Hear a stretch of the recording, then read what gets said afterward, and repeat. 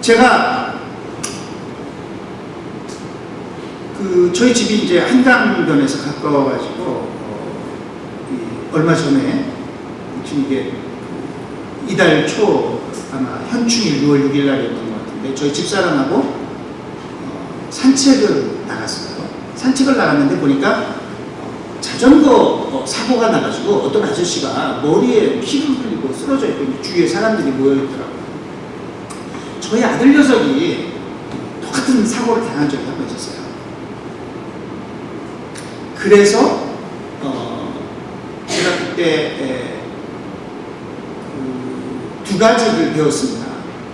평소에는 사실은 이제 헬멧을 쓰고 탔었는데 그날 날이 굉장히 덥고 아이가 쓰기 싫어하길래 그래 그냥 오늘 한번 하지 마자. 저도 이제 헬멧을 안 쓰고 같이 타고 가다가 얘가 한눈 팔다가 이제 사고가 났는데 상당히 그때 많이 다쳤어요. 그래서 이게 정말 시트벨트도 마찬가지고 이렇게 우리가 안전을 위해서 필요한 것은 덥다고 귀찮다고 안 해서는 안 되고 꼭 해야 된다는 것을 제가 깨달았고요. 다른 하나는 사고가 난 다음에 제가 그때 제가 여기서는 911 한국의 119 서비스를 제가 평생 처음 받아봤습니다. 119 전화를 했는데 거기 차가 오기가 굉장히 어려운 곳이었는데 굉장히 빨리 나타났고 가까운 곳이 이제 중앙대학교 병원인데 그 응급실에 금방 데려다 주고 저는 이제 빨리 아이 수속을 하느라고 그렇게 하고서 고맙다고 인사하려고 보니까 벌써 가고 없어요.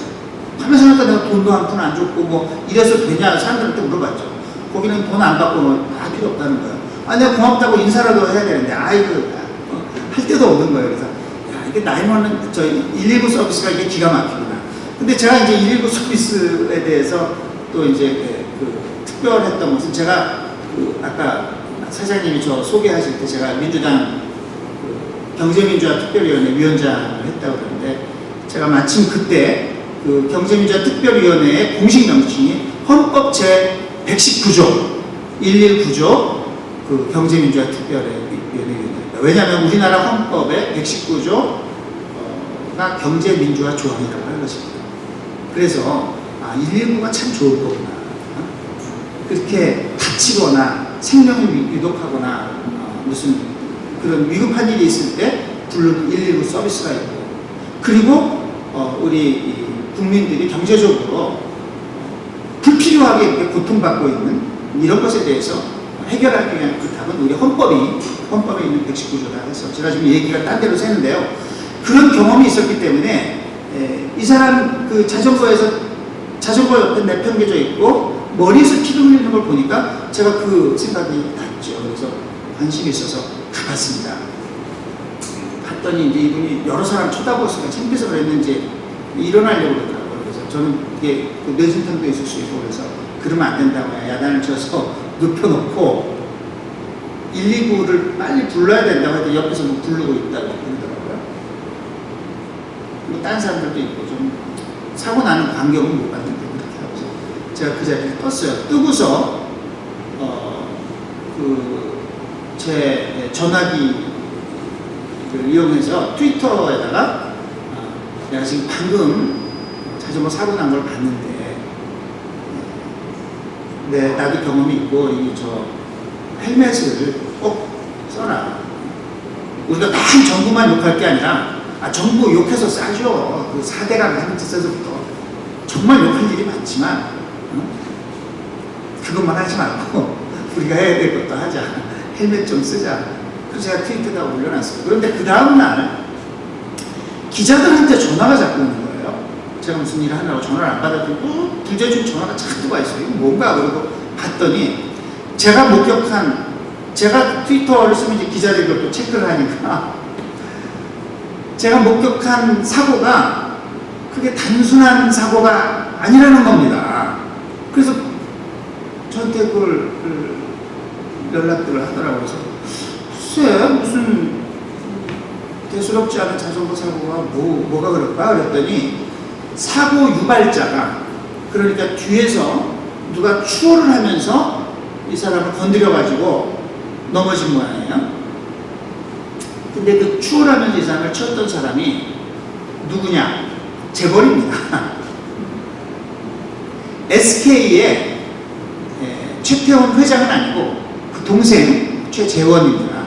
근데 아시겠지만은 이 최씨 형제가 회사 자금을 횡령을 해서 훔쳐서 비자금을 조성해서 무슨 이런저런 선물 투자하다가 뭐 손해본 것도 뭐 메꾸려고도 하고 손해도 보고 그런 사건이 있었죠. 그래서 동생은 형을 살다가 보석이 돼가지고 보석으로 나온 지 일주일 만이었습니다. 근데 보석 신청을 할 때 여기가 아프고 저기가 아프고 그러면서 류마티스 관절염 때문에 고생을 한다고 그랬는데, 아니 무슨 류마티스 관절염 때문에 보석으로 나온 사람이 자전거를 그렇게 쌩쌩 타고 달리면서, 그리고 경찰의 증언에 의하면은 그 자전거는 좋기 1,000만 원이 넘는 자전거라고 하더라고요. 타고 가면서 사람을 치고 그러냐, 이래가지고 기자들이 이제 관심을 보였던 거예요. 그리고 바로 뒤에 또 그 최태원 씨도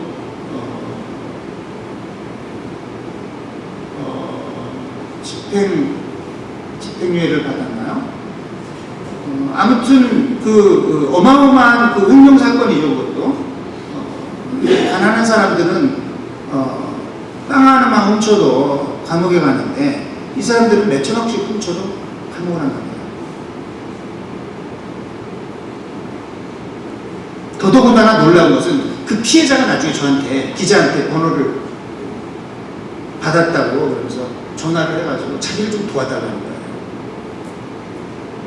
아니 SK 법무팀에서 전화가 왔는데 치료비를 너 의료보험으로 처리해라. 의료보험을 이렇게 하고 그러면 의료보험에 그 디덕터블이 있지 않습니까? 자기가 본인 부담해야 되는 본인 부담금 얼마, 정말 푼돈 그거만 주고 더 이상 줄 수 없다 그랬다는 겁니다. 근데 자기는 그 전치 5주거든요. 전치 5주 진단이 나왔는데 뭐 광대뼈도 부러지고, 제가 그때 보니까 막 머리에 피 흘리고 그랬거든요. 자기도 무슨 조그만 업체 사장인데 여러 가지 손해가 많은데 거기서 그랬다는 거예요. 다른 사람도 아니고 제보를 하지 않아요. 그래서 그 최재원 저희 부회장이요. 최재원 부회장이 지금 그것 때문에 이제 경찰에 다시 입건이 됐습니다. 그거 합의하면은 끝나는 문제인데, 야 정말 대한민국 부자들 지독하구나. 그리고 그거에서 잘못된 게 뭐가 있습니까? 이것은 최재원 씨가 휴일날, 현충일날 놀다가 사고 난 사적인 거잖아요. SK 법무팀이 왜 그 일을 맡아가지고 합니까? SK 법무팀은 그 SK 그룹의 주식을 몇 퍼센트를 가지고 있습니까? 최재원 씨가. 그 1%도 안 가지고 있어요. 왜 그 사람의 사적인 일을 SK 법무팀이 합니까? 이런 다 잘못된 거거든요. 근데 그런 일이 제가 최근에 있었습니다. 그 돈에만 얘기하다가 그래버렸는데요. 아무튼 돈의 가치가 너무나 그 돈으로 안 되는 게 없기 때문에 물질적 가치가 많고, 그래서 행복하지 못하다, 그런 얘기가 있고요. 또 사실은 리처드 레이어드라고 영국의 아주 유명한 그 경제학자예요. 그래서 영국에서는 좀 잘되고 비트스다 뭐 하면은 그 자기를 주고 그러지 않습니까? 비좁을 만들고. 이 사람이 이제 자기를 받은 사람인데, 이 사람이 그 사이언스 오브 해피니스라고 하는 책을 쓰고 행복에 관해서, 야 심리학자들만 행복 연구하는 게 아니다. 원래 경제학자들도 이 사람이 어떻게 하면 행복해질 수 있는가 이거 연구하는 사람들이다 해가지고 경제학자적인 입장에서 또 연구를 많이 했는데, 그 경제학 쪽에서 연구할 때는 옛날부터 쭉 나온 게 그래요. 이 소득이 낮을 때는 소득이 올라가는 것과 함께 전반적으로 삶에 대한 만족도나 행복도가 올라갑니다. 그런데 어느 정도 필요한 수준이 되고 나면은 그게 이제 연구 시점에 따라서 액수가 다른데요. 왜냐하면 그 인플레이션이 있고 그래가지고. 그런데 요즘 달러 가치로 얘기하면 한 2만 달러 정도 지나고 나면 그 다음에는 돈이 더 많아진다고 해서 행복도가 높아지지 않는다 그럽니다. 그리고 이 돈의 소득의 크기보다도 더 중요한 것은 시큐리티라고 하는 거예요. 삶이 안정되는 거. 언제 내가 직장 잘릴지 몰라, 아니면 실제로 직장 잘려, 아니면 뭐 이혼을 해, 뭐 어쩌고 이런 것들이 그 삶을 불안정하게 만드는 것들이 그 사람을 불행하게 만드는 큰 요소라는 거죠. 그런데 지금 한국이 이 문제가 굉장히 큰 거예요. 많이 들으셨겠지만은 좀 직업의 안정성이 있는 정규직은 자꾸 줄어들고 비정규직, 일자리가 비정규직이 굉장히 많고 자영업자들이 굉장히 많다. 자영업들이 굉장히 어려워지고 있습니다. 자영업자들이 올라가고 있고 그래서 경제적인 그 시큐리티가 너무나 없기 때문에 행복도 만족도가 떨어지는 것 같습니다. 뭐 이태백 그런 얘기 들어보셨죠? 20대 태반이 배추다 그런 얘기고 사오정이라고 그러지 않습니까? 한 45세 정도 되면 정년이라 그래서 일찍 회사에서 떠나야 되는 경우가 많고 5, 6도 그래서 50, 60까지 이게 있으면 도둑놈이다 할 정도로 그렇게 고용의 안정성이 많이 떨어지고요.